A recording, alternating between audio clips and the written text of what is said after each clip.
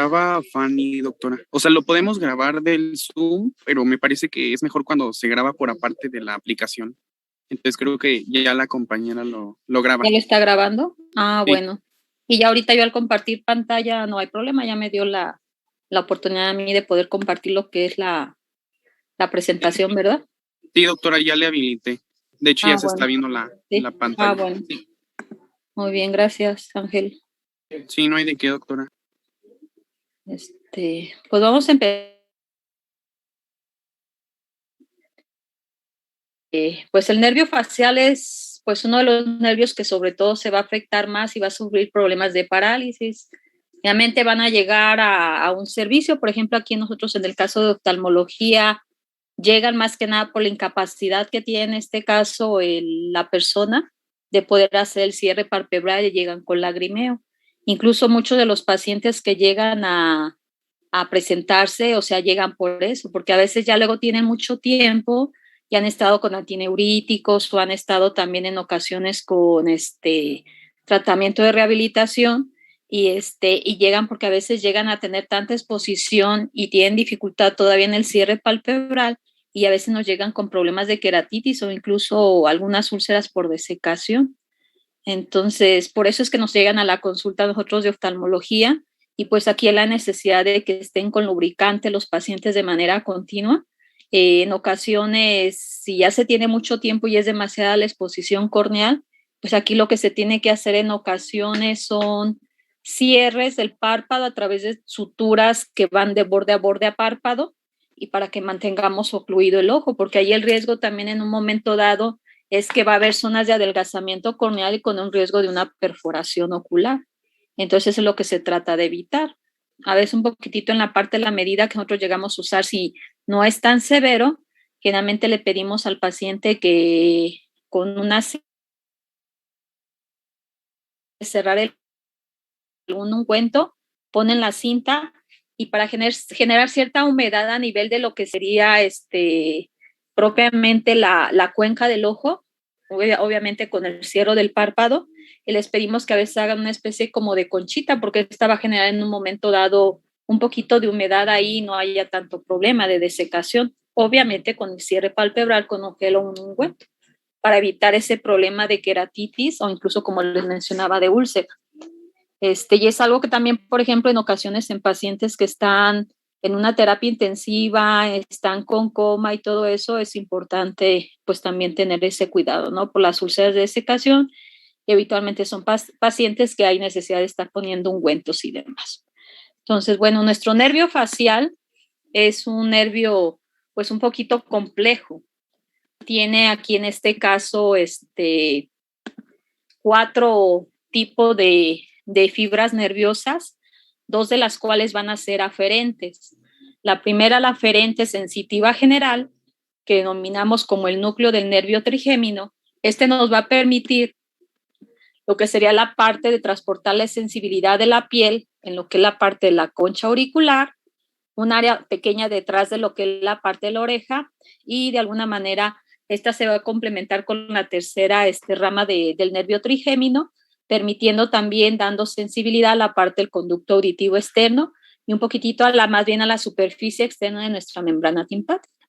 En un momento cuando se hace la exploración a través de un otoscopio, propiamente lo que es el canal por donde se entra lo que es el cono del otoscopio, esa zona va a estar inervada específicamente por este núcleo del séptimo par craneal y lo que sería la parte externa de la membrana timpánica. Otra de las vías que son aferentes y que tienen una parte de sensibilidad especial va a ser lo que nos va a dar la parte del núcleo solitario, que va a ser la de la parte de la porción gustativa rostral, y aquí sobre todo nos va a dar la zona de la sensación de los 2/3 anteriores de la lengua. Y posteriormente, en vías aferentes, vamos a encontrar 2 núcleos. Una de ellas, lo que es propiamente, como se conoce, el nervio facial, y es el que sobre todo se va a ver afectado, va a ser la presencia, en este caso, de lo que sería el núcleo de las células que llevan la parte eferente, branquiales, y aquí va a estar dado, como les decía, propiamente lo que es el séptimo par craneal, y aquí va a inervar sobre todo lo que son los músculos de la región de la expresión facial, ¿sí? que va a decir desde lo que es la parte del frente, el frontal, occipital, orbicular, corrugador, lo que permite la apertura y cierre, además de lo que es también la parte de la boca, de la cavidad orbitaria, y cada una de ellas, ¿no? Los que te encontramos en la región lateral, como es la parte del risorio, en la parte del cuello, lo que es la parte del platisma, y aquí en un momento dado también va a haber una rama pequeña que va a permitir inervar lo que serían los músculos del estribo, los músculos de la región suprayoidoidea, que sería el estiloyoideo, y el vientre posterior del músculo digástrico. Y el último núcleo, que sería el salival superior lagrimal, también lo podemos encontrar así. Nos va a dar el tipo de fibras que va a tener, son de tipo motor visceral, son eferentes con una función parasimpática. Estas van a permitir la estimulación de las glándulas lagrimales, de las submandibulares, de las sublinguales, y nos van a permitir también en un momento dado la parte de la sensibilidad en cuanto a olores y demás de la mucosa oral, de la mucosa nasal, y lo que sería la parte de lo que sería el paladar blando y el paladar duro. Entonces, estos son los núcleos que tenemos en nuestro nervio facial. Dos aferentes, sensitiva general, que sería el espinal del nervio trigémino, especial el solitario, que nos da la parte del gusto, y las dos eferentes, el nervio facial propiamente dicho, que nos inerva los músculos de la expresión facial, y lo que serían motoras viscerales eferentes, que nos da la parte de la secreción de las glándulas lagrimales y de la parte de la cavidad de las mucosas. Aquí vemos cómo se sitúan cada uno de los pares craneales, de los que ya mencionamos por la mañana, lo que sería el tercero, cuarto y sexto par, y vamos a encontrar aquí como nuestro séptimo par va a ir acompañado posteriormente con el octavo par, ¿sí? Entonces aquí vemos lo que sería el sexto par, el cuarto, el tercero. Aquí vemos lo que serían las ramas propiamente de nuestro músculo, de nuestro nervio facial. Aquí nuevamente vemos de manera integral. Vemos aquí de manera integral, de alguna manera, cómo es ese gran complejo que hay de lo que es nuestro nervio facial. Vemos aquí de alguna manera a qué niveles donde van a estar cada uno de sus núcleos. El que es propiamente el de las fibras eferentes motoras braquiales y que forma propiamente el séptimo par craneal. Ese sería uno, y lo que serían el resto, lo que sería el de las aferentes, tanto sensitivas, especiales como generales. Y las motores viscerales van a formar posteriormente lo que se denomina como el nervio intermedio, y son los que van a venir aquí posteriormente. Aquí, por ejemplo, vemos un poquitito en esta porción lo que se refiere a la parte de lo que sería el músculo del trigémino o de sensitivas generales. Aquí vemos la parte de la distribución de las viscerales que nos van a permitir la parte de esta zona en color amarillo, prácticamente lo que es el nervio facial propiamente dicho, y lo que sería aquí en esta zona vamos a encontrar lo que son sus núcleos, qué trayecto van a tener cada una de ellas, y en alguno de ellos va a haber como intermedios algunos ganglios que vamos a encontrar ahí, ya que son aferentes, y algunos otros son eferentes la parte de su trayecto. Entonces aquí tenemos una sección de lo que se refiere a la parte de la relación que guarda propiamente mis porciones del nervio facial con lo que sería la parte de, ¿cómo se llama?, de nuestro sexto par craneal, también que vamos a encontrar. Entonces aquí, en este caso, sería el que es el de las vías motoras branquiales, que es el nervio facial propiamente dicho, y lo que sería la parte del solitario, el núcleo solitario del núcleo espinal del nervio trigémino, que es sensitivo general, y que sería el salivar. Estos van a formar en un momento dado aquí a través de esta unión lo que sería el nervio intermedio, ¿sí? Ahora, ¿cuál va a ser el recorrido que va a tener mi nervio facial? Una vez que encontramos que sale a través de lo que es el tronco encefálico, va a tener un trayecto, ¿sí?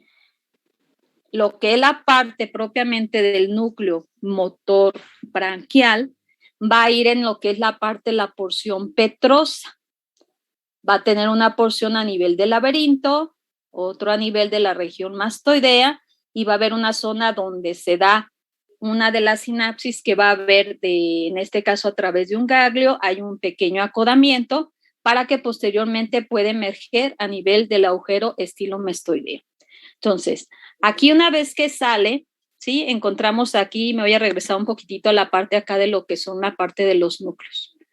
Esto los vamos a encontrar y van a tener relación con lo que sería, viene mi núcleo motor de mi nervio facial, se dirige hacia la parte posterior, rodea lo que es mi sexto par craneal, para que posteriormente viene inmerso en lo que es la parte de la sustancia gris del tronco encefálico, para que salga a nivel de la protuberancia, formando todo lo que es la parte de mi porción motora branquial de mi séptimo par craneal. La situación que van a guardar el resto de los núcleos, lo que sería el núcleo salival superior, que sería uno de los músculos uno de los nervios de acción parasimpática, van a estar más mediales, ¿sí? Lo que es este núcleo, y lo que serían el resto de los núcleos, como sería el del núcleo solitario, se encontraría más bien en sentido lateral y estaría intermedio entre lo que es propiamente nuestro núcleo motor y lo que sería el otro núcleo, que sería el núcleo espinal del nervio trigémino, que sería esta parte, ¿sí? Entonces, todos estos van a venir inmersos en lo que es la parte de la sustancia gris a nivel de la protuberancia, y como tal va a haber contigüidad aquí, ya al rato que empecemos a describir un poquitito cada una de las porciones a nivel de lo que sería el cuarto ventrículo, sobre la parte posterior, lo que vamos a encontrar ahí de él, ¿sí? Entonces, una vez que este par craneal atraviesa esta zona a nivel del tronco encefálico, hace un recorrido, penetra a través de lo que es la porción petrosa, ¿sí? A través del conducto auditivo interno, y va a penetrar para que posteriormente va a establecer una interconexión con el ganglio geniculado, ¿sí?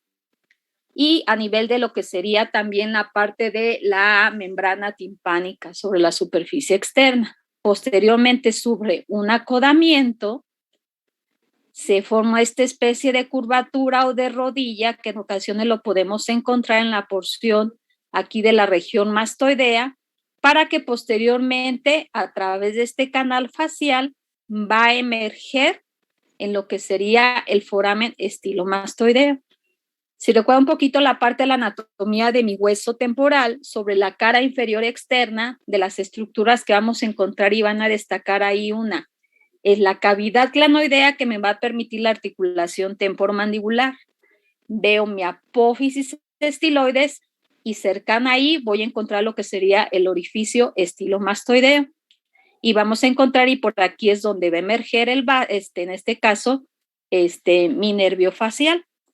Y obviamente a través del resto de las interconexiones posteriormente, una que encontramos aquí sobre esta porción, nos va a formar el tramo del nervio petroso mayor, y posteriormente va a discurrir para posterior tener otra interconexión con el ganglio pterigoideo palatino, formando otro de las ramas, y va a alojarse aquí a nivel de la fosa pterigoidea que encuentro en mi hueso esfenoides.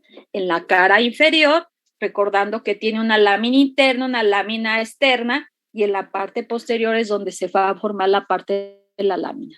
Aquí tendría yo una corte en sentido sagital, que me está haciendo este corte sagital a nivel de mi tronco encefálico, en la relación que guarda con el cuarto ventrículo, cómo emerge el nervio, cómo se va a situar a nivel de la porción petrosa de lo que es la parte de mi temporal, y cómo a través de otros relevos que va a haber con otros ganglios, va a llegar para descansar posteriormente a nivel de lo que sería la fosa pterigoidea.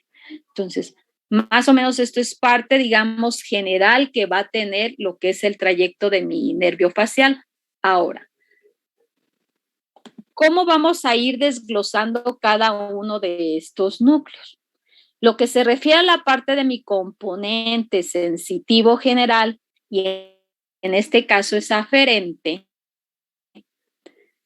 recordar que dependiendo si es aferente o eferente, el inicio de esa vía de aferencia va a iniciar, por ejemplo, a nivel aferente en un órgano que va a tener cierta función o cierta actividad de tipo sensitiva, de tipo motora o en relación a secretar algo, y de ahí posteriormente a través de diferentes sinapsis que va a ir haciendo, en ocasiones hay como intermedios, algunos ganglios, y de ahí se va a dirigir posteriormente a la parte de la región de todo lo que es a nivel de la corteza, y después de ahí se dirige a la parte del núcleo que propiamente va a tener ese par craneal.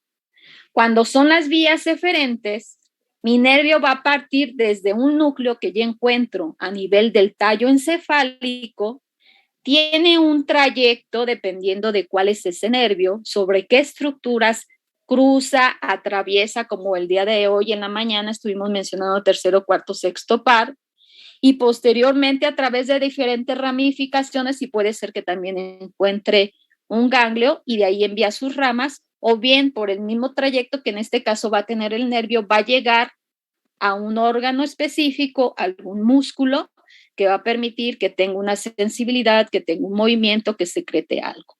O bien por la vía parasimpática, ya posteriormente cuando hay otro tipo de actividades, va a generar alguna acción específica en esa. ¿Sí? Entonces, lo que es la parte del componente sensitivo general, que es aferente, ¿sí? Nos va a dar sobre todo, va a ser un pequeño componente sensitivo cutáneo que la vamos a encontrar alrededor de lo que sería la concha auricular, y va a permitir la sensibilidad que va a tener a través del conducto auditivo externo y lo que sería la superficie externa de lo que sería mi membrana timpánica. Estos se van a unir, en este caso, estos primeros axones se van a unir para que posteriormente estos lleguen, se unan y van a pasar a través de lo que es el foramen estilomastoideo, para que de ahí puedan discurrir dirigiéndose a la parte central, ¿sí? En donde van a encontrar aquí como intermedio el nervio geniculado a nivel de la persona petrosa, que es la que habíamos mencionado aquí en esta parte, ¿sí? Entonces, ahí se introducen esta parte los axones, llega a nivel del ganglio geniculado y posteriormente estos van a enviar un impulso a nivel de lo que sería el tronco encefálico a través de lo que sería el nervio intermedio y alcanzar también lo que sería el tracto espinal del nervio trigémino, ¿sí? Llegando a este nivel. Aquí en este caso, posteriormente, este mismo nervio va a descender haciendo sinapsis con lo que sería la porción espinal del nervio trigémino que encontramos aquí, que son uno de los núcleos, para que después de ahí se dirija hacia la parte de la porción superior del bulbo raquídeo, ¿sí? Ahí el núcleo, en un momento dado, va a tener interrelación con otras interconexiones que va a haber a nivel de lo que es el tálamo sobre esa zona, y aquí sobre todo ese impulso lo van a transmitir a través de lo que sería la vía ventral posterior del lado contralateral de lo que sería la parte del tálamo. Viene aquí. Y aquí encontraríamos este núcleo ventral posterior del tálamo. Y posteriormente de ahí va a enviar otras fibras, que ya serían propiamente las terciarias, donde se van a transmitir a través de lo que sería la corteza sensitiva de la región cefálica, ¿sí? Esa corteza sensitiva es un giro poscentral que va a tener a través de eso. Entonces, es que de vía aferente inicia en la parte de la concha acústica, conducto auditivo externo, la parte externa de la membrana timpánica, forma los axones, llega al cuerpo geniculado, posteriormente llega a nivel del tronco encefálico a través del núcleo del tracto espinal del nervio trigémino, y de ahí se va a dirigir hacia la parte de la corteza, en este caso sería la porción secundaria, el tramo secundario, donde va a transmitirse a través del núcleo ventral posterior contralateral al tálamo y termina a nivel de lo que sería la corteza sensitiva en la región cefálica. Lo que se refiere a nuestro segundo componente, que es aferente y es sensitivo especial, este nos va a permitir en un momento dado la parte del gusto de los 2/3 anteriores de lo que es la parte de nuestra lengua, ¿sí? Obviamente va a venir también a través de un recorrido, cada una de estas y los axones que se van interconectando unos con otros. Entonces, estos axones se van a iniciar en lo que serían las papilas gustativas que tenemos en la lengua sobre la parte del borde lateral, ¿sí? En los 2/3 anteriores. Y también van a venir estas ramas en lo que se refiere a la parte de estos axones que se van a unir posteriormente en lo que serían los axones que nos permite la parte de la sensibilidad también en la parte del gusto de lo que sería mi paladar duro y mi paladar blando, obviamente están recubiertos por mucosa. Posteriormente estas, una vez que se unen, más o menos van a discurrir en la cercanía del nervio lingual, que sería una de las ramas de la tercera rama de mi nervio trigémino, ¿sí? Estas se unen, estas van a discurrir en un momento dado, ¿sí? Para alojarse posteriormente a nivel de lo que sería la membrana timpánica, pasan por la porción petrosa, uniéndose con mi ganglio geniculado, estableciendo ahí esa primera interconexión.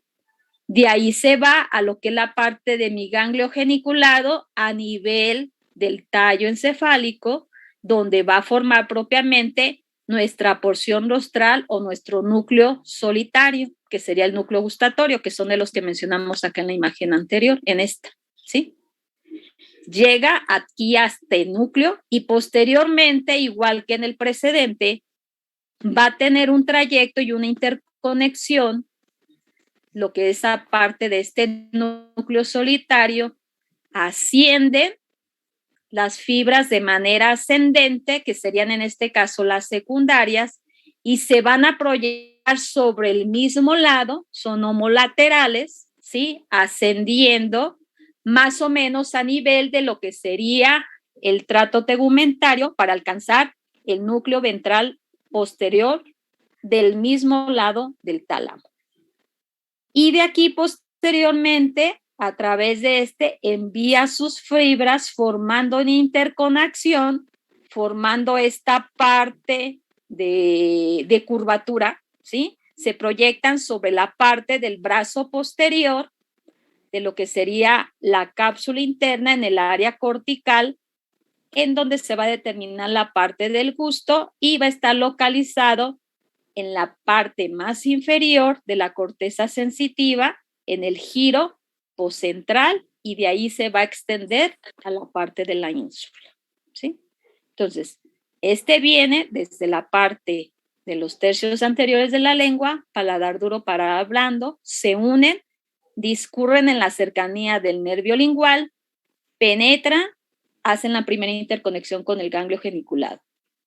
Pasan por la porción petrosa, de ahí se dirige hacia la parte de mi tallo encefálico, se forma mi núcleo solitario y de aquí asciende a las fibras con las que va a tener interconexión a nivel de la corteza cerebral sobre el mismo lado, cosa que sucede diferente en el componente sensitivo general aferente, en donde se van a cruzar. Entonces, estas son las dos núcleos o componentes de tipo que tiene la parte de ser nervios aferentes, uno que es sensitivo especial y el otro que es sensitivo general. Posteriormente veríamos lo que se refiere a la parte de lo que es propiamente el nervio facial y se va a referir al núcleo motor braquial. Sería eferente. Entonces, viene del núcleo, tiene un trayecto a nivel de lo que es específicamente mi porción petrosa, Viene un acodamiento de ese nervio a través de la rodilla del facial, va por el canal facial, de ahí va a salir al foramen estilomastoideo y se van a dividir en ramas, cada una de ellas, y sobre todo estos van a dar la parte de la sensibilidad, la movilidad, perdón, la acción de tipo motora para los músculos de la expresión facial. Entonces, estos son en un momento dado movimientos que van a ser voluntarios, nos van a permitir los diferentes tipos de expresiones que pueden tener en este caso nuestra cara y se van a originar a nivel de la corteza cerebral. Todas estas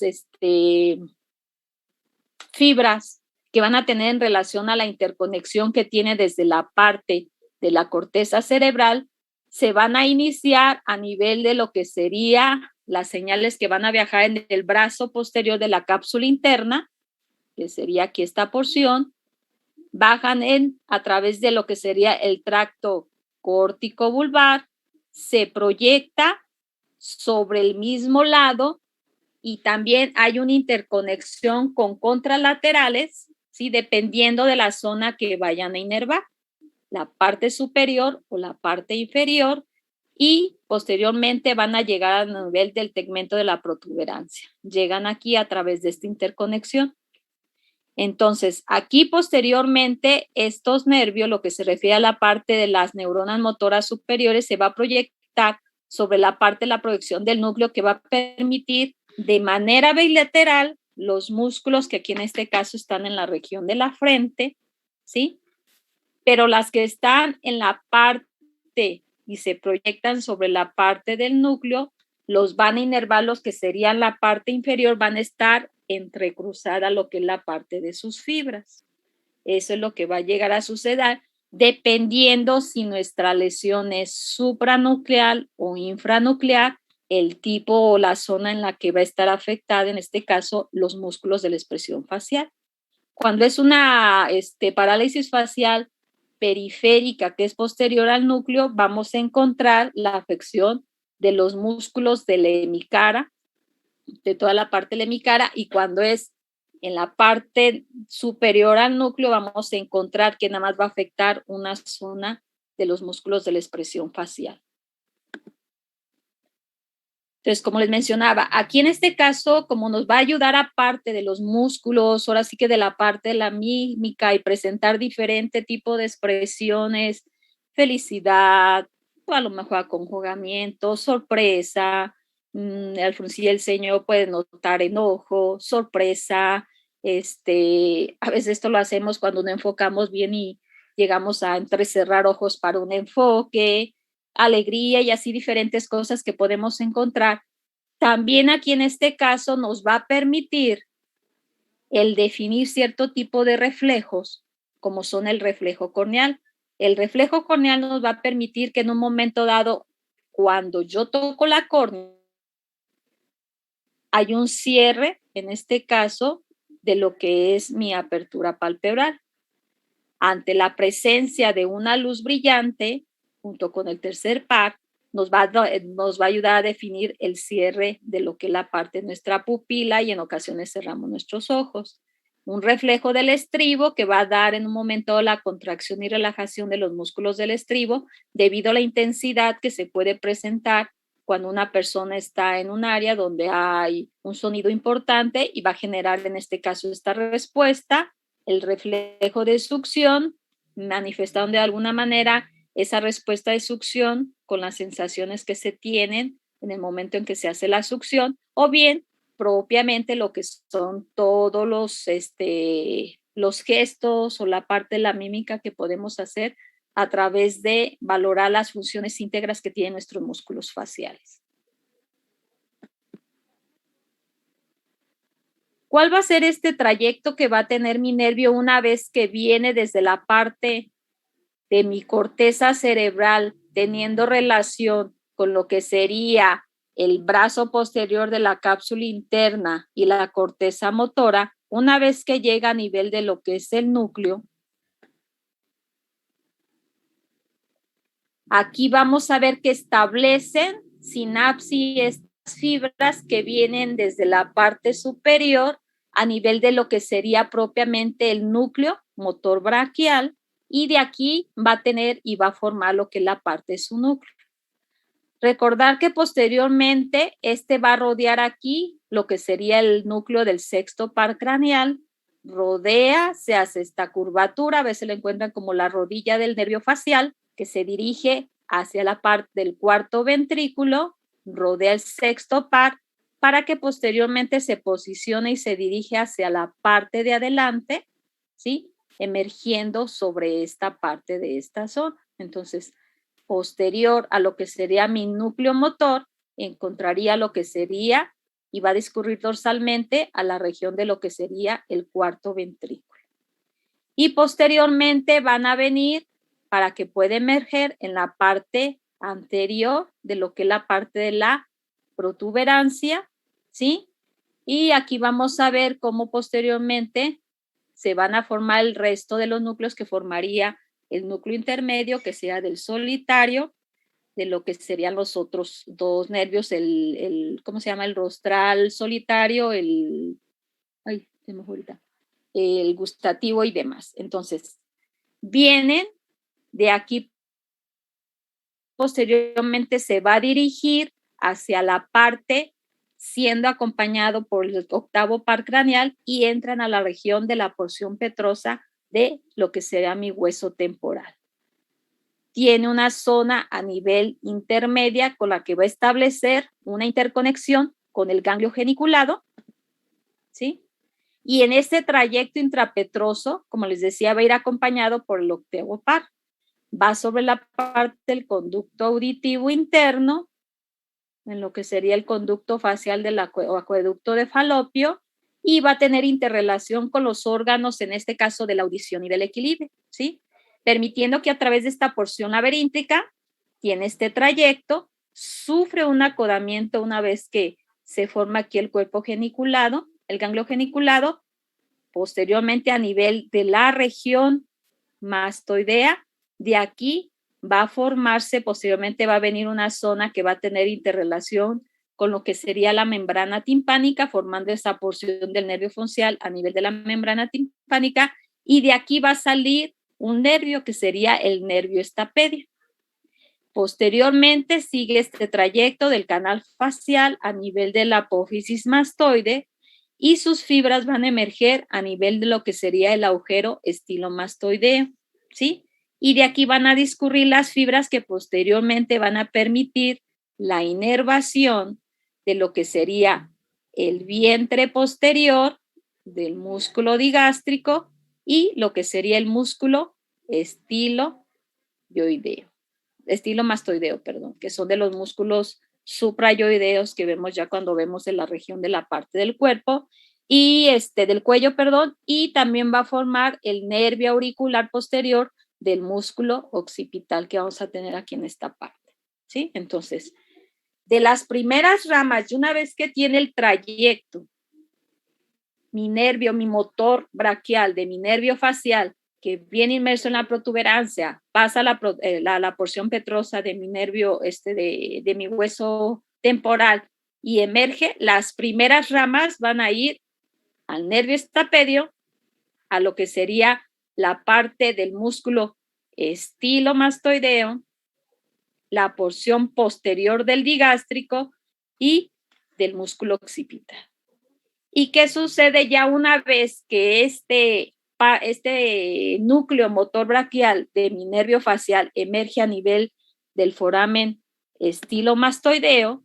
De ahí posteriormente las fibras van a pasar hacia la parte adelante y propiamente en la sustancia, en el contenido, lo que es la parte de mi glándula parótida, la perforan, se ubica en el espacio de la sustancia de la glándula parótida, y de ahí se va a dividir en 5 ramas, ¿sí? Una rama temporal, cigomática, bucal, mandibular y cervical, ¿sí? Y esto sobre todo nos va a permitir la parte de la inervación de lo que serían los músculos que van a permitir la parte del recubrimiento del cuero cabelludo, de la parte de nuestro rostro y la región del cuello. Entonces, aquí veríamos a través de este cuadro sinóptico prácticamente estos tres primeros, que son las primeras ramas en donde se va a dividir en este caso una vez que emerge mi nervio facial. Ya hablábamos del nervio estapedio y los músculos que va a inervar es el del estribo, el nervio del vientre posterior del digástrico, el nervio estiloideo y posteriormente ya una vez que penetra a nivel de la glándula parótida se divide en 5 ramas. La temporal va a inervar el músculo frontal, el occipital, el orbicular de los ojos. Los encontramos en esta primera rama, incluso por ahí en algunas imágenes pueden traslapar estas ramas distribuyendo lo que sería la parte propiamente de mi cara. Entonces, la primera rama, que sería la temporal, inerva en este caso, ¿sí? Lo que sería frontal, occipital, ¿sí? Orbicular de los ojos, corrugador supraciliar y prócer que va sobre la línea media. La segunda rama sería del nervio cigomático y este va a irrigar una parte, inervar, perdón, una zona también del corrugador orbicular de los ojos. La rama bucal va a inervar los músculos que prácticamente encontramos sobre la parte de la región arterial.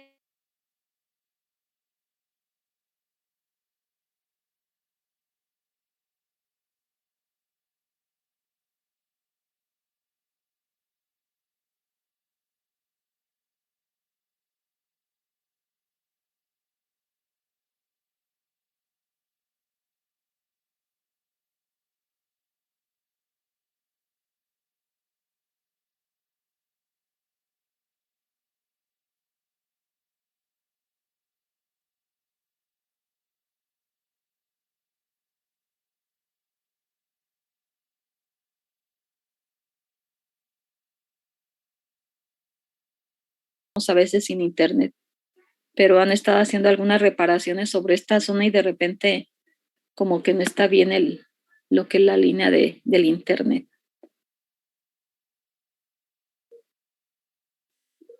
Déjame ver dónde me quedó la presentación.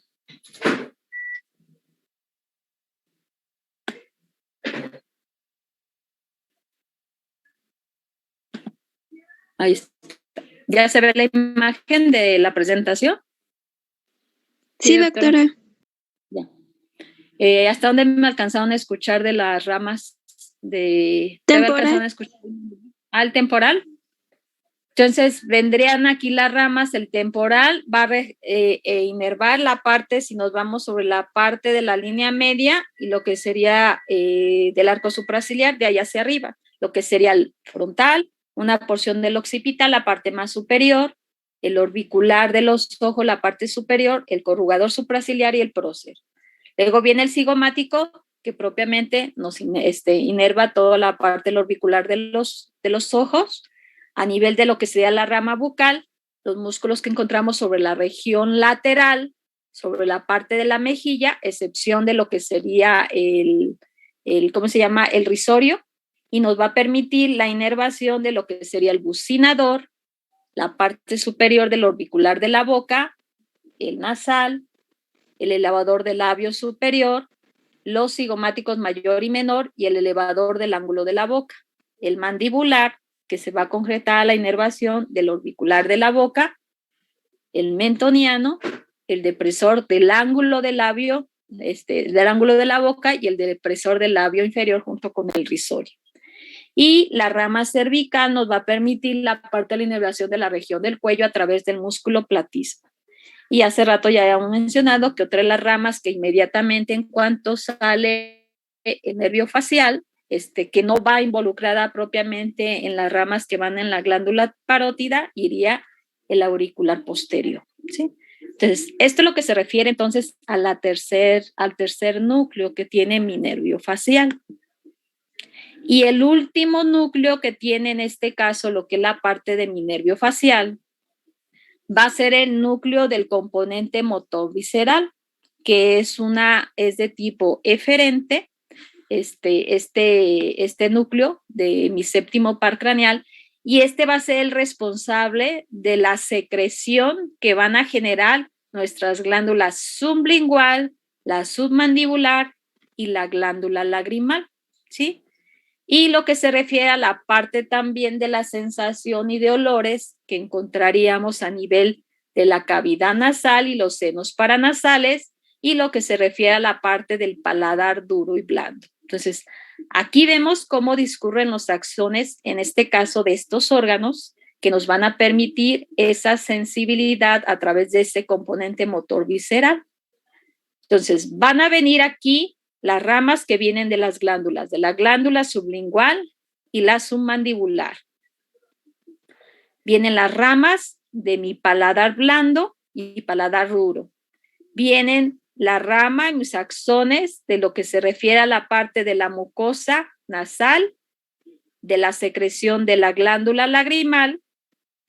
Se unen estas, ¿sí?, de manera individual para que posteriormente estos confluyan a nivel de lo que es la protuberancia a través del núcleo del componente motor visceral, formando propiamente lo que sería el núcleo salival superior. Y posteriormente este va a tener su ascenso de estas fibras para que posteriormente, ¿sí?, aquí discurre la parte de las fibras, llegan a nivel de lo que sería el núcleo salival superior y posteriormente van a ascender esos reflejos viscerales, produciendo la parte de la salivación ante la presencia de un alimento o una vez que lo llegan a ingerir, o bien a la respuesta a olores que a través de la sensibilidad que tenemos en nuestra mucosa nasal y dependiendo también de cierto tipo de emociones que generen en un momento dado la parte de la secreción de lágrimas en este caso. Entonces, lo que se refiere a la parte de este núcleo salival superior o lagrimal va a tener, asciende, se relaciona con el fascículo longitudinal posterior para posteriormente llegar a nivel de lo que sería la parte del hipotálamo. Entonces, este nervio espinal del trigémino va a permitir la secreción de lo que va a producir en cuanto a saliva de nuestras glándulas sublinguales y submandibulares, y el núcleo solitario va a permitir en un momento dado la secreción de lo que serían las glándulas de la cavidad oral. ¿Sí? ¿Cómo es que van a discurrir en este caso estas fibras en las diferentes porciones que es de este núcleo motor, perdón, de este núcleo eferente que es motor visceral? Vienen aquí lo que serían, van a discurrir a través de lo que sería en la parte de la protuberancia de lo que conforma nuestro nervio intermedio. De ahí se van a dividir en dos grupos, lo que es la parte de este nervio. Uno, a través de lo que sería el nervio petroso mayor, este va a discurrir a través de lo que sería a nivel de la fosa craneal media, pasa en la profundidad relacionándose con el ganglio del trigémino en la parte, si se acuerdan en la parte de la anatomía de la fosa craneal media, una de las estructuras que vamos a encontrar es la porción petrosa. Y en lo que es la parte del vértice, se forma como una especie de, como casita de campaña, en lo que es la parte anterior de ese vértice de tiendilla de campaña, al final, en la porción petrosa y en contigüidad con el conducto carotidio, sobre la superficie ósea encontramos la impresión trigeminal o del ganglio de Gasser. Ahí es donde van a ir juntos lo que sería este nervio petroso mayor. Incluso encontramos ahí el surco dentro de la porción petrosa en esa región, en esa porción de lo que es el hueso temporal, va junto con el ganglio del trigémino, por ahí posteriormente penetra a través del foramen lacerum para que posteriormente pasen por la pared lateral del conducto pterigoideo y de ahí posteriormente se van a unir, ¿sí?, a nivel de lo que sería el nervio petroso profundo, aquí sobre esta parte de la zona, y discurre esta parte del plexo junto con lo que sería la parte del plexo simpático de la arteria carótida interna sobre esta zona. Posteriormente, una vez que discurre a través de lo que sería esta zona de la fosa, se abre a la fosa pterigoidea y va a encontrar lo que es el ganglio pterigoideo palatino a nivel de esta fosa, y de aquí es donde se van a dividir la parte y la secreción de la glándula lagrimal, la que va destinada a la parte de la mucosa nasal y la que iría destinada a la parte de lo que sería el paladar duro y blando, y esta inferior que iría hacia la parte de las glándulas lagrimales, ¿sí? Entonces, estas son las fibras eferentes del núcleo salival superior y cuál va a ser la distribución que tiene una vez que sale este núcleo, ¿sí? Y va a discurrir sobre esta parte de la fosa pterigoidea. Y de aquí nos van a dar ramas que va a conformar lo que sería la parte del nervio de la cuerda del tímpano. Recordar que la parte de la membrana timpánica externa va a estar dada por otro núcleo, que fue el primero que mencionamos, ¿sí? Y va a estar inervada en diferentes zonas, lo que es la parte de mi membrana timpánica y lo que es la cuerda del tímpano. Atraviesan, en este caso, este nervio va a atravesar la fisura petrotimpánica y se va a unir junto con lo que sería la parte de la rama mandibular, que sería la tercera rama del trigémino, atravesando el foramen oval. Todos estos van a viajar sobre lo que es la parte de la cavidad nasal, perdón, la cavidad oral, para que posteriormente hagan sinapsis con lo que sería la parte de la inervación, permitiendo la secreción de las glándulas submandibular y sublingual, y algunas glándulas accesorias que secretan, en este caso, la parte de la secreción de las mismas glándulas. Ahora, ¿dudas, preguntas respecto a los núcleos que vamos a tener del nervio facial, chicos? En relación a trayectos. Sí, ¿A doctora. qué corresponde cada una? Ajá, dime. Por ejemplo, entonces, ¿cuáles son los que, ahí me confundí, los que sí se cruzan? O sea, como de los cuatro núcleos, el que se cruzaba nada más era en el... Sí.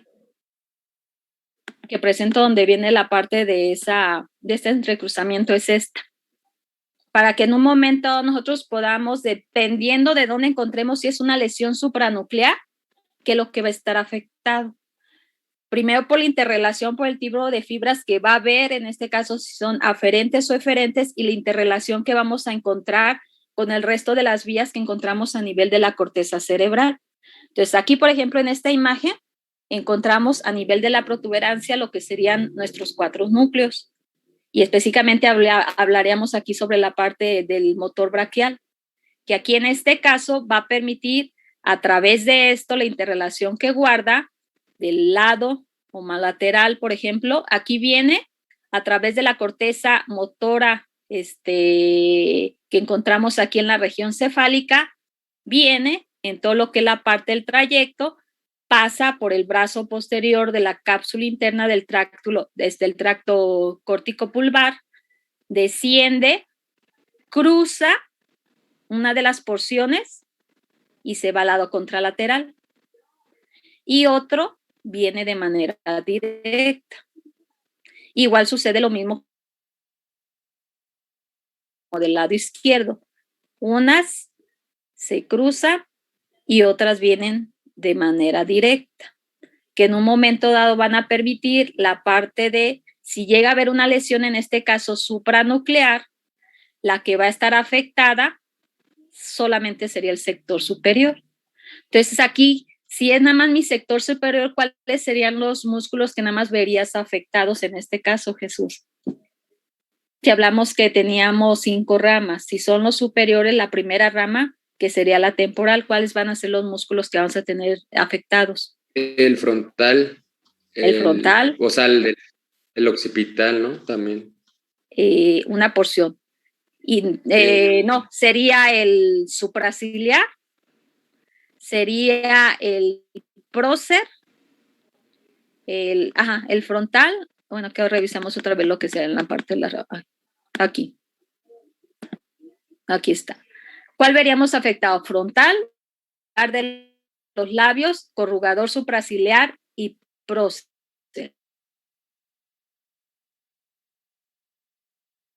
Entonces, cuando hacemos lo de tu paciente, por ejemplo, en cuanto a los movimientos que le pedimos que hagan nuestros pacientes para ver si está afectado o no, ya sea la parte, ¿qué dificultad tendría el paciente para, en cuanto a los movimientos de esa zona de la expresión facial? Por ejemplo, arrugar la frente, ¿no? Ajá, no la podría arrugar. ¿Qué sucedería también? El corrugador, ¿no? También. Ahí que si le pides a tu paciente, ¿qué le pedirías a tu paciente? Es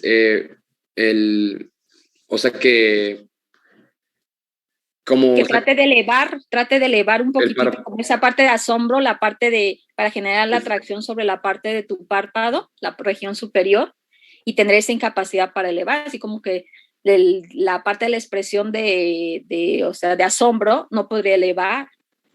También esa. Recordar que nuestra parte sensitiva va a estar dada por el trigémino.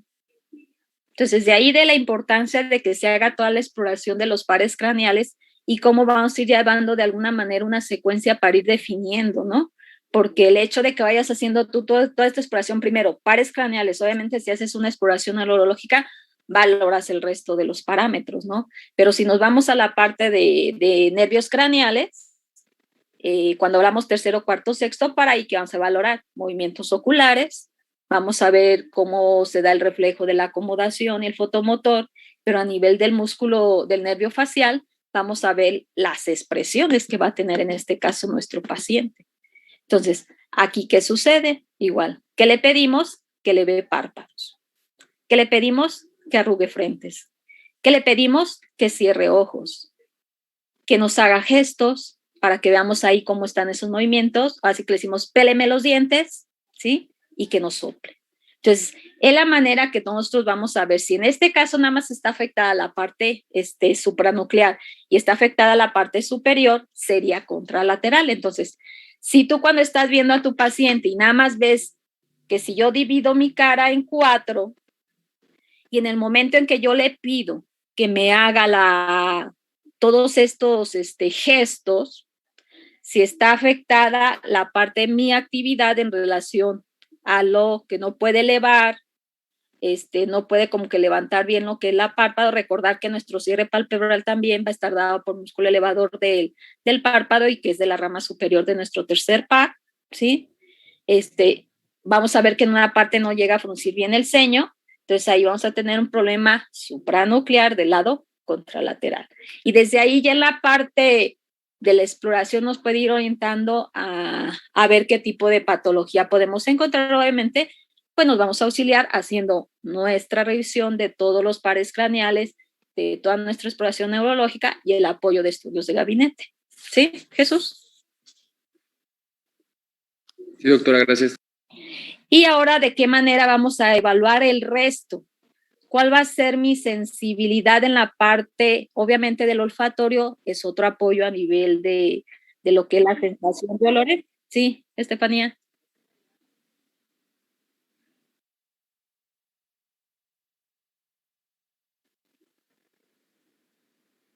¿Tiene ahorita clase? Bueno, está bien.